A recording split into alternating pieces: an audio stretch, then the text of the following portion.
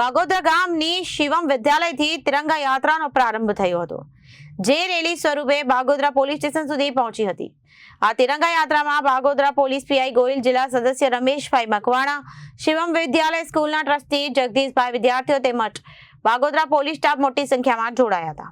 દેશભક્તિના નારાને હાથમાં તિરંગા સાથે યોજાયેલી આ યાત્રાથી સમગ્ર બાગોદરા ગામ દેશભક્તિના રંગે રંગાયું હતું અને અમદાવાદમાં જિલ્લાના બાવળા તાલુકાના બાગોદરા ગામે આવનારી 15મી ઓગસ્ટ અને સ્વાતંત્ર્ય દિવસની ઉજવણીના અનુસંધાને તિરંગા યાત્રાનું આયોજન કરવામાં આવ્યું હતું। જય ભારત, વંદે માતરમ। આજરોજ બગોદરા મુકામે હર ઘર તિરંગા યાત્રા શિવમ વિદ્યાલયના 800 બાળકો દ્વારા ગામમાંથી લઈ અને બગોદરા પોલીસ સ્ટેશન સુધી કાઢવામાં આવી, જેમાં બગોદરાના સિંચાઈ સમિતિના ચેરમેન રમેશભાઈ મકવાણા, બગોદરાના પીઆઈ સાહેબ શ્રી ગોહિલ સાહેબ તેમજ જિલ્લા સદસ્ય દક્ષાબેન, જેડી સાહેબ, સમગ્ર આગેવાનો અને પોલીસ સ્ટાફ સમગ્ર યાત્રામાં જોડાયા, તે બદલ તેમનો ખૂબ ખૂબ આભાર।